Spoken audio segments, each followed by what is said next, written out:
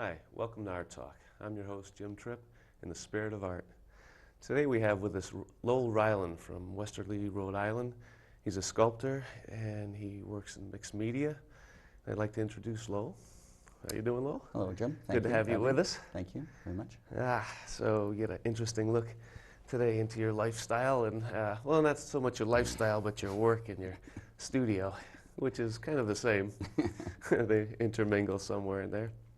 But we have a few minutes before we go up to your studio, so I'd like to talk about your work and where you're going with it right now. This piece in front of us, it's a mix. I don't necessarily. We're going to go into what it's made out of later, but what does it represent as far as where you're going? Primarily, all the sculptures are, especially the initial pieces, are dualisms and oppositions, two elements almost coming toward each other, slight curve, almost touching. Generally the pieces start out from a base plane, something that's solid, that's connected to the earth, and they very, very gently rise upward toward a high point. To a pinnacle. And then to a pinnacle. And then there's a slight gap between the two halves, and then it continues down to the other second element of the sculpture. So there's a real marked contrast in the piece. There's one element reflecting another element, one half of the sculpture reflecting the other half.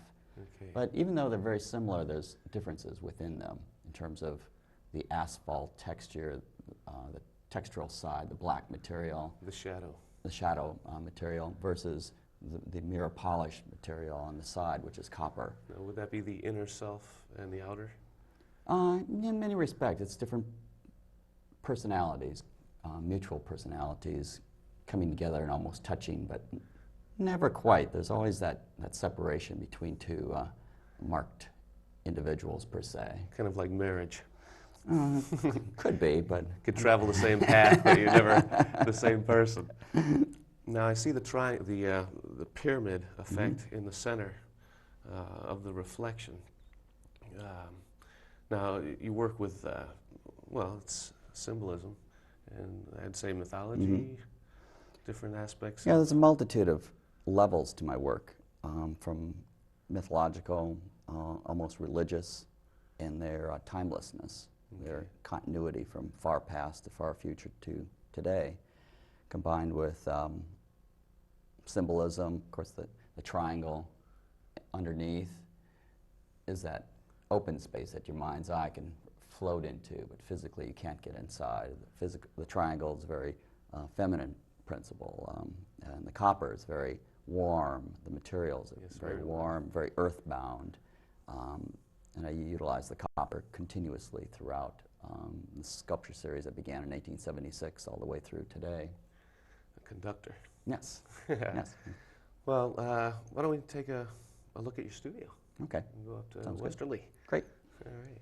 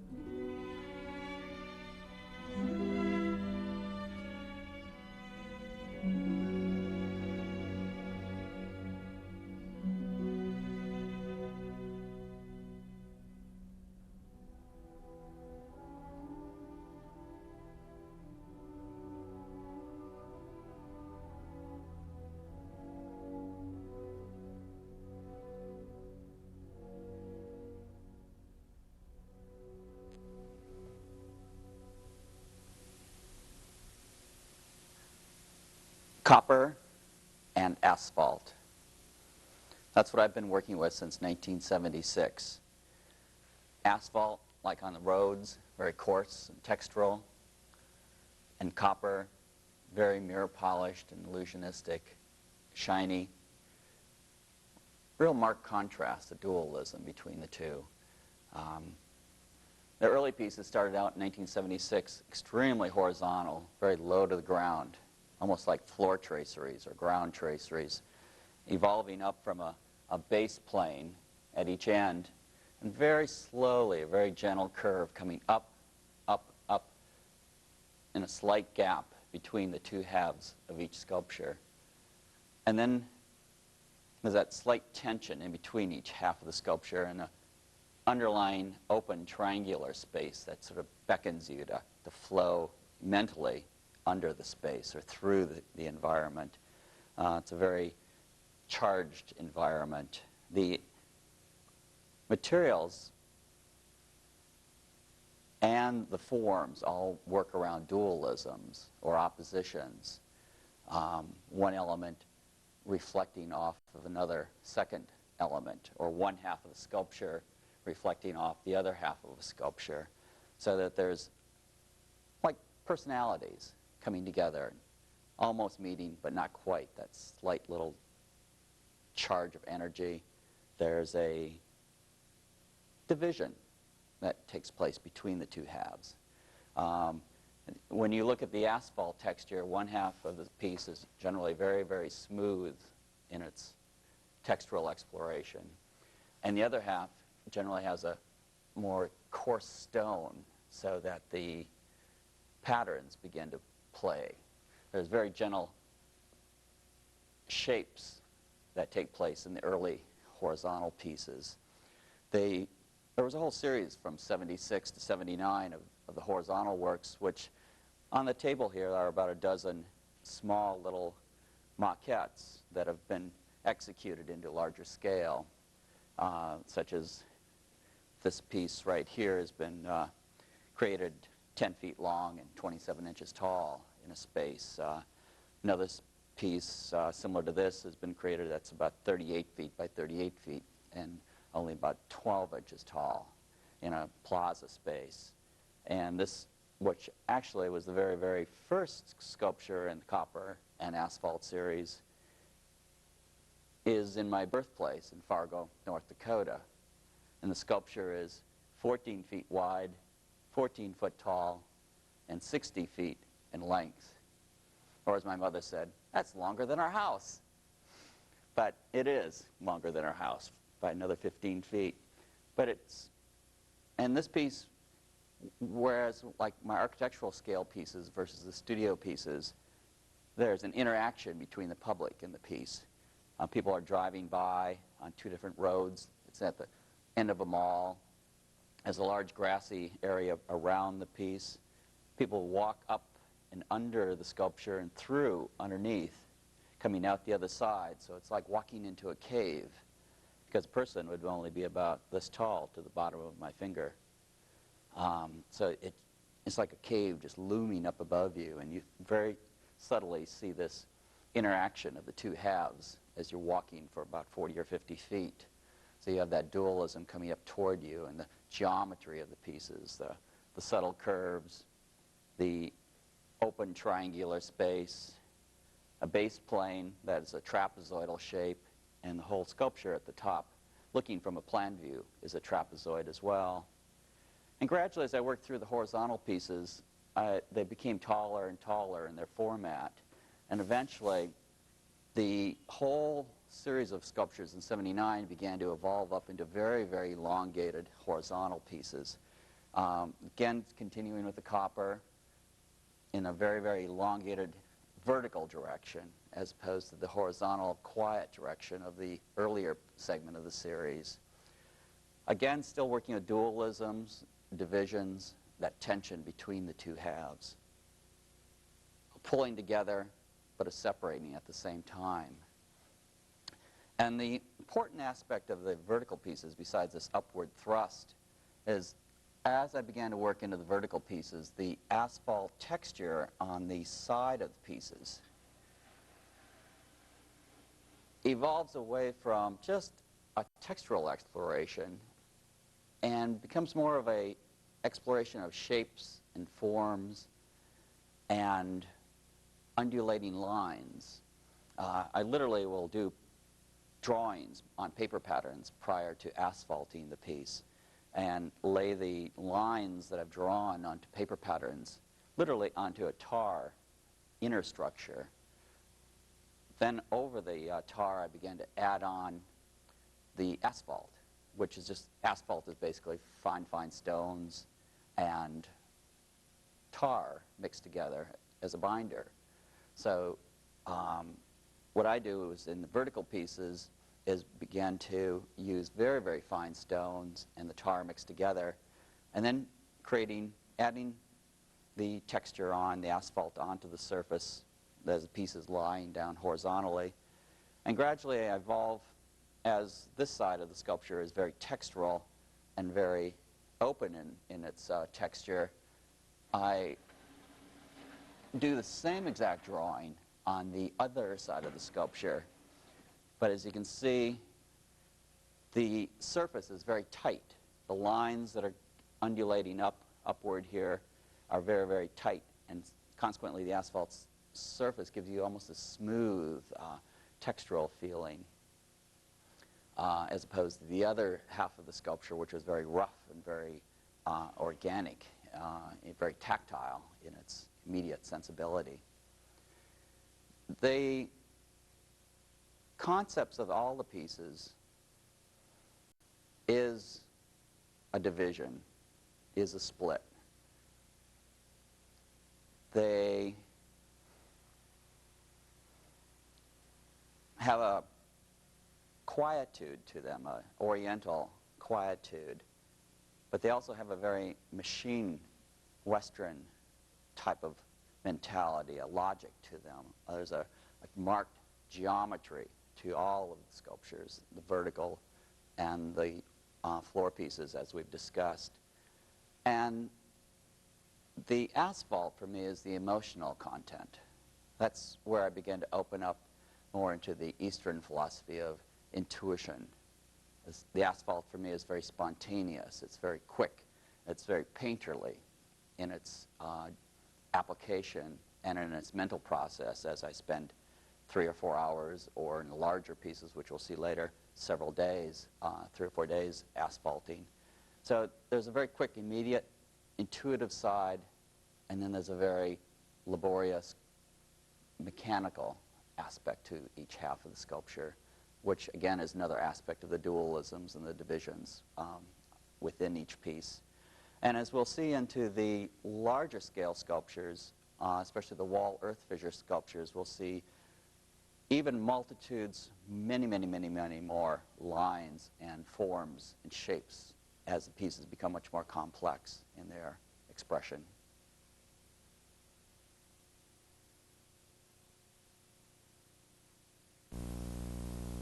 Welcome back. This is Art Talk. We're here with Lowell Reiland, and we're just talking about, we just finished up in the studio, talking about duality and inner reflection, outer, and the tension. I want to know more about this tension of the pieces that you're talking about. What type of tension? Static. It's not tension, it's, you described it as static, right? No, there's nothing static about them. It's really marked spark that's there between the two halves. In the pieces that we saw in the studio, the early horizontal works, and then up into the taller vertical pieces, such as we have here behind us, there's a real energy that's going on between the two halves. Mm-hmm. And as we move on into the next segment of work, which you'll see in the next clip, there's a taking of something that was a negative in nature and bringing it into a positive realm in existence. Now, you've studied quite a few places. Well, you like traveling out west, where you're going to bring us with your next works. But you've also spent time in Soho and all through. Yes, before I moved to Westerly 2 years ago, I lived in Soho for 17 years and worked and showed in various spaces. And then was at Cornell and at graduate school. Really? Mid-'70s, early University. '70s, and I had an artist colony in Connecticut after Cornell, before I moved into New York City. Covered some ground. Yes, yeah. And then I've been going around the country in various geological areas, casting fissures since 1982, or crevices from nature. No, we were talking about this before. That's one of your goals, is to travel around the world and do these casts, right? Right, yeah, it's going to different geological sites, casting the actual fissure from that geological site, bringing it back to my studio, and then incorporating the earth fissure with very geometric forms, which are symbolic of the concepts of the terrain, or the countryside, or the cultural environment of where the earth fissure came from originally. All right, well, we're going to take a look at them on this next clip, right? Okay. First, we're going to go to commercial. Then we'll go over.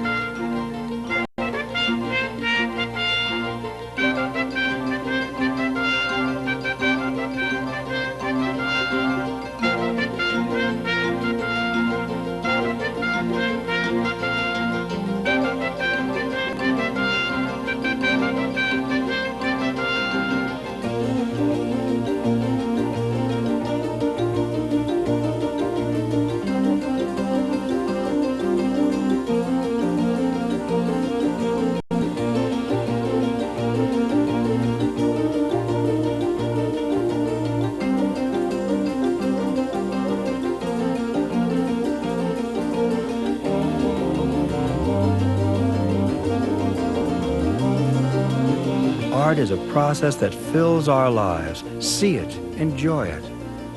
This public service announcement is brought to you by the Griffis Arts Center, New London, Connecticut. Welcome back to Art Talk. We're here with Lowell Reiland, and we're just about to get into the philosophy of your work. And can you lead us in on that before we get into the next stages of your work?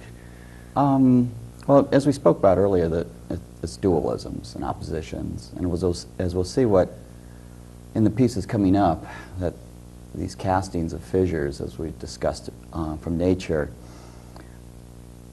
are taking something that was a negative, an opening in the ground per se, or in a granite or marble boulder, filling it with a liquid, having that liquid solidify and bringing it back out of the earth again, back to the studio. You have this very organic, almost romantic earth casting, very craggy, very gutsy. And in the studio I juxtapose it with the earth fissure with very geometric forms, very urban shapes. So consequently this organic element, this emotional element, such as when we were back in the tar pieces here in Asphalt, The rough is earth. within the contained geometry, the urban. So there's a real marked contrast of the organic and the geometric and the classical and the romantic. Okay, but is this actually man and his element, in his element? It's mankind and it's man in nature. How he deals with Yes. nature? Mm-hmm. Okay, let's take a look. Okay. Exciting new works. Now, welcome back. We're coming back to the earth fissures again, the copper and asphalt series. Inevitably, I'm always asked, how did you begin working with asphalt? And I actually was doing a story, or casting sculptures rather, at the University of Connecticut, in Storrs, Connecticut. I was invited to do a bronze casting workshop, and there was, as you remember, we were discussing the textures in the asphalt and all the drawing and the shapes and the forms. And I was one day looking at the asphalt parking lot at the university, and this actually is a section of the asphalt parking lot that I cast. When I get out of the car in the morning, I would see these fissures in the actual asphalt parking lot that reminded me of the textures that I would have in the asphalt that I was drawing, or this painterly expression within the sculptures, within the vertical sculptures. So I began to cast just a section of this asphalt parking lot, duplicated it with a rubber latex material, very flexible material. It was a liquid that I poured onto the tar on this road, and then the liquid solidified, and I made a wax from the liquid, from the solidified latex, and then duplicated it into bronze as a process. But the important aspect was that my assistant, who was working with me, said, as we were casting this in rubber mold materials, how did you ever begin working with asphalt? I mean, it's such a strange medium. And I relayed the story of going out west in 1976. I was looking for a loft in New York, moving from Connecticut from an artist colony I was in, and I could not find a loft. So I went out to my parents in North Dakota, on the North Dakota-Minnesota border, and there was a tremendous drought in the summer of 1976. And there was a river going through my parents' property, which was bone dry, just totally dry, and there were fissures 2-3 inches wide, and you could see down into them 3 or 4 feet. It really made a marked impression upon me. And after wandering for about a month and a half, I came back to my studio, and I was thinking about the cracks in the asphalt road system. As you remember, the very early pieces were literally asphalt-like on the roads. And in my mind's eye, each crack between each stone in the asphalt on the sculptures, the early horizontal pieces, were like a crack or fissure I'd seen in nature. So it started out on a very literal basis, very micro, macro. The micro being the cracks around each little asphalt stone, and the macro being the cracks in nature, whether it was in my parents' property and so forth. And as I mentioned this to my assistant, relayed this story, it suddenly dawned on me, why not go back to North Dakota and cast similar fissures? That stimulated the whole series. So it was July 82, August 82, I hopped on a plane, flew out to North Dakota, and I began walking through row crops, through soybean fields, through cornfields, anything that had a linear format to it. And consequently, in the late summer, when the earth became very parched and lacking of moisture, the earth would just split apart. Again, the divisions. And I would find a segment of an earth fissure that I would respond to, length and width, and then literally pour hydrostone or a plaster and concrete mixture directly into the ground. So what was a negative shape, something looking into the earth, by casting it, I've turned it into a positive image, an image that's coming toward you, the viewer. So I've taken a negative space and made it positive. Again, the dualisms, the reversal of imagery. And in conjunction, the asphalt that I was creating on the vertical pieces becomes very intertwined. There becomes hundreds and hundreds of intertwining lines in the asphalt. A lot more tar in the substructure begins to show through. All of the wall sculptures primarily conceptually deal with art historical references. For instance, the little winged figurine that's up above here when I restored this earth fissure in my studio, this little figurine reminded me of Botticelli's, the Nike figure, the Winged Victory figure. And I was thinking about this victory of Samothrace, or the Nike figure in a Parthenon-like building overlooking the Mediterranean. That sea blue-green water down below. And about 3 weeks later, it dawned on me the shape of Botticelli's The Birth of Venus. The Birth of Venus, the Roman myth, versus the Greek myth of the Nike figure. And the intertwining element that brought the Greek myth with the Roman myth was the sea blue-green Mediterranean. So consequently, the scallop shell, first of a niche-like piece, several niche-like pieces I've done, and again still this triangular shape of copper, this reflected imagery, which when you're standing out a certain distance, 10 or 12 feet away, you see the reflection of this little winged victory figure in the copper as the viewer is at a primary viewpoint. Which actually, when we go upstairs, I'm going to show you a piece where this triangular reflection is most markedly apparent.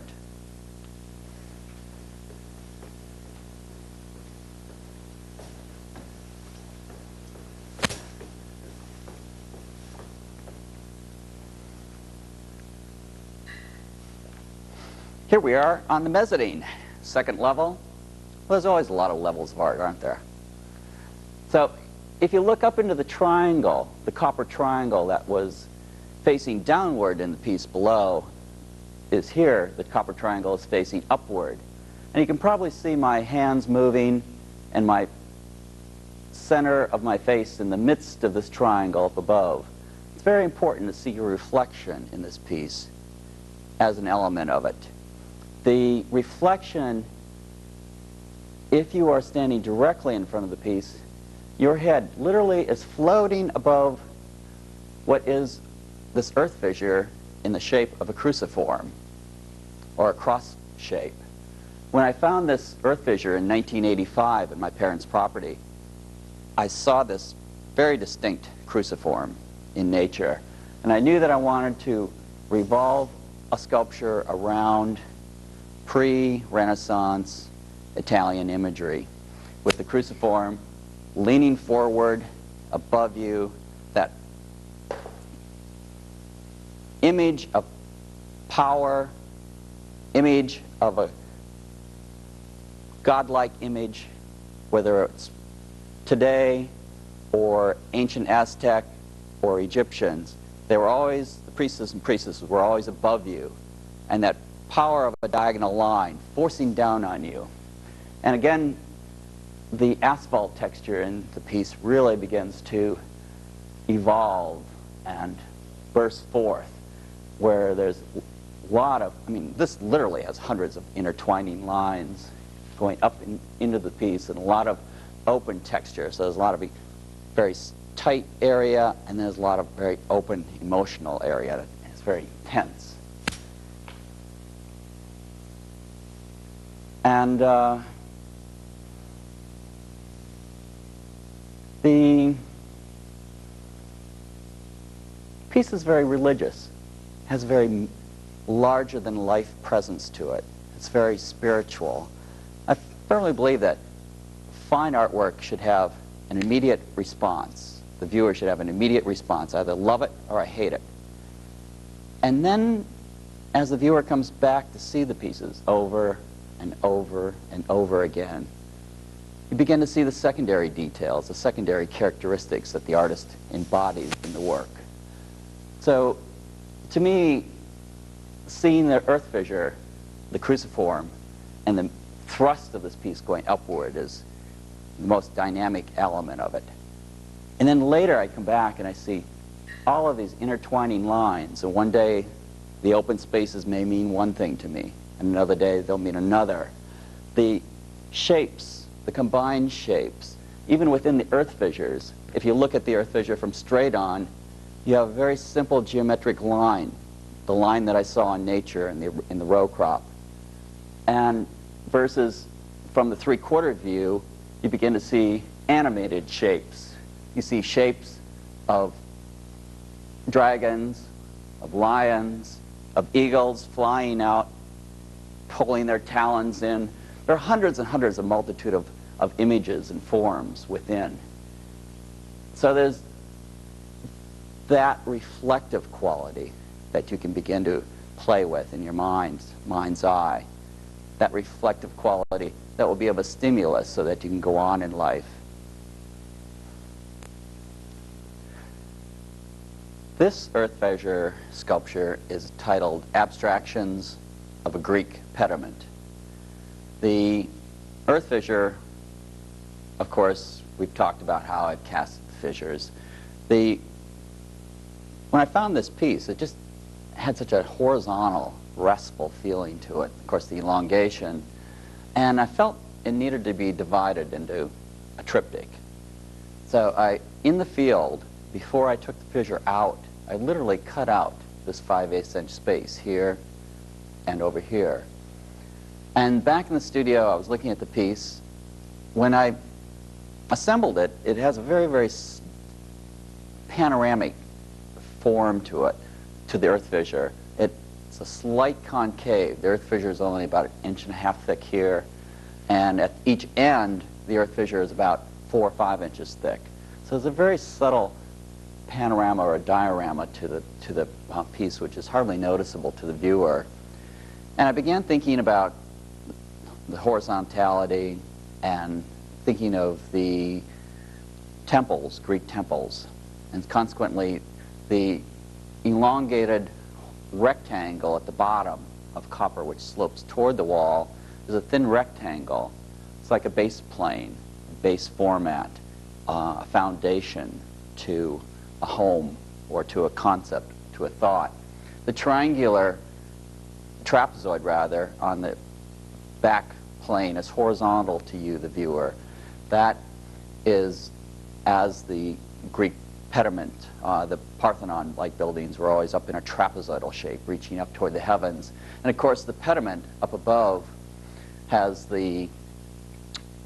the triangle that captures the roof of a building or caps off the concept of an idea, a thought.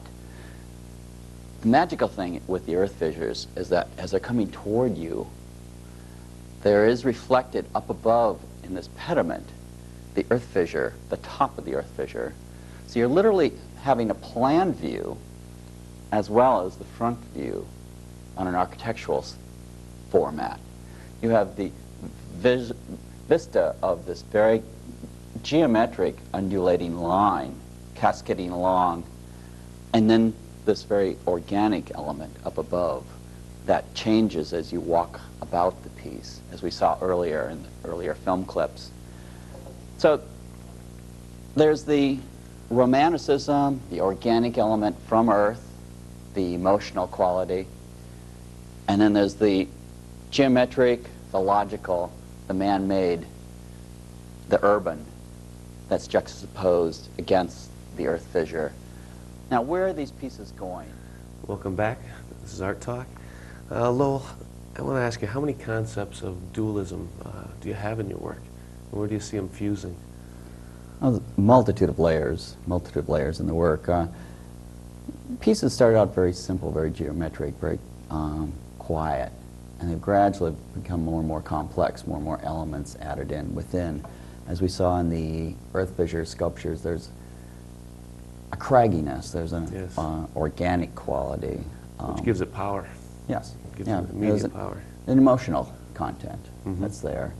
To me, the earth fissures, the asphalt, the emotional element of the sculptures, the romantic element is really on a larger scale, like the micro-macro that we spoke of earlier,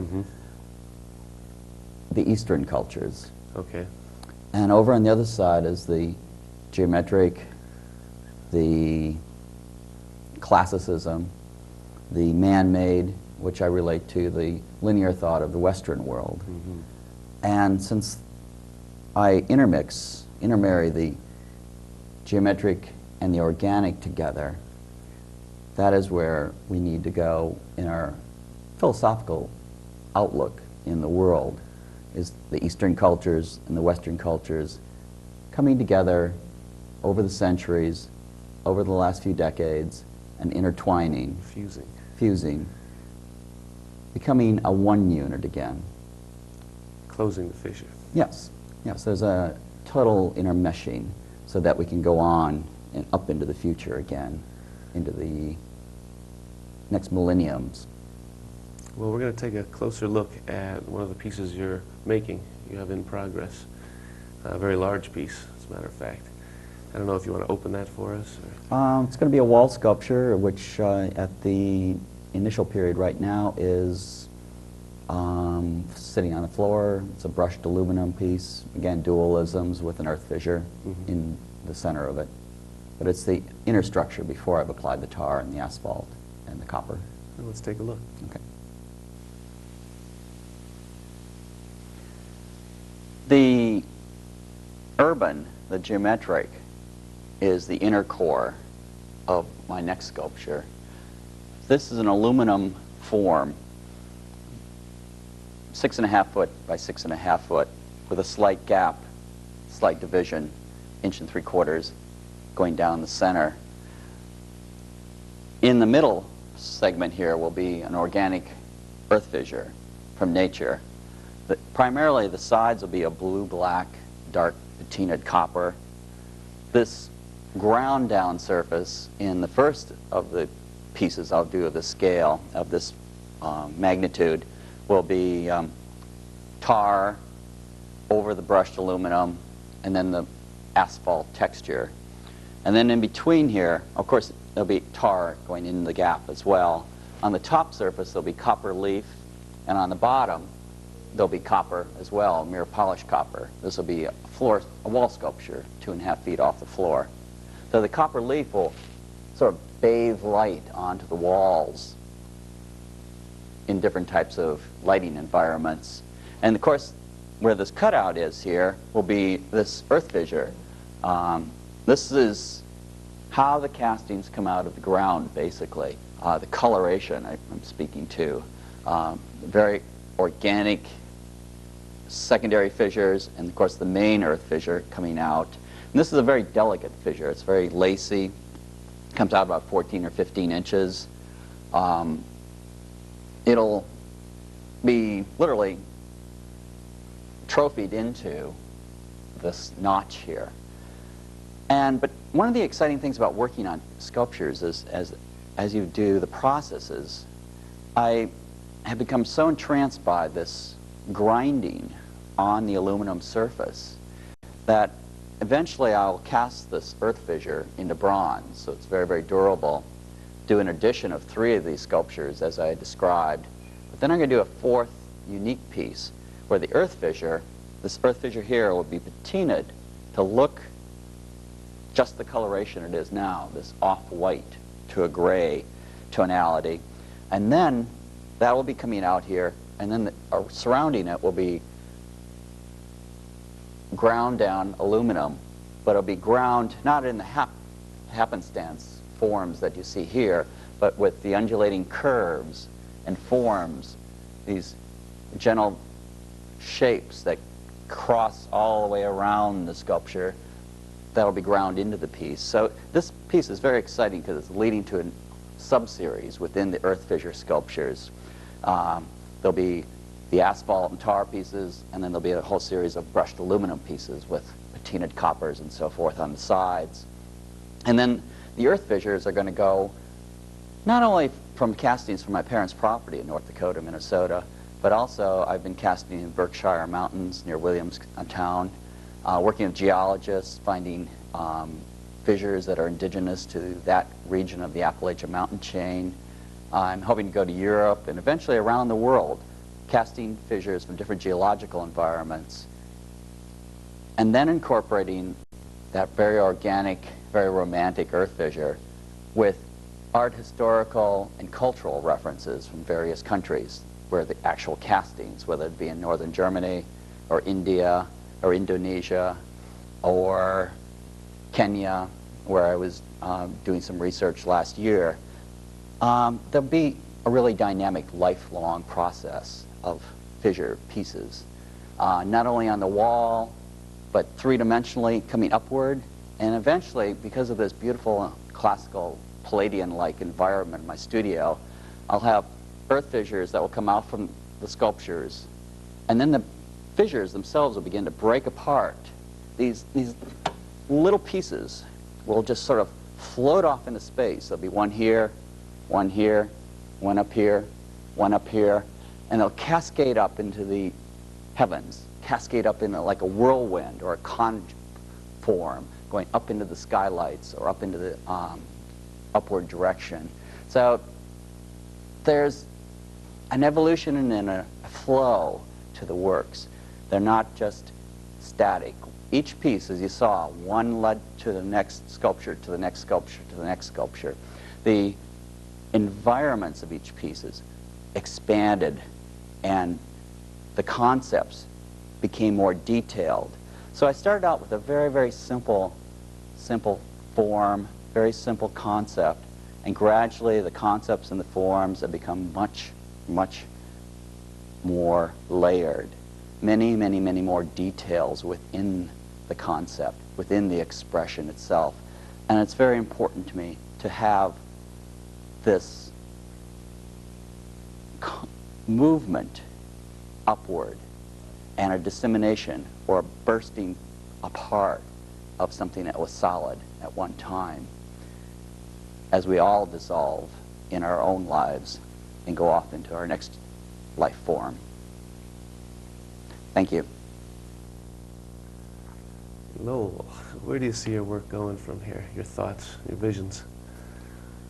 Time is speeding up. I mean, it has been for many, many centuries. I mean, there's been more of an intermixing of travel throughout the world, of cultures intermixing. Intermingling, yes. The Eastern cultures and the Western from the time we had city-states, long, 2,500, 3,500 at the pinnacle of city-states, BC.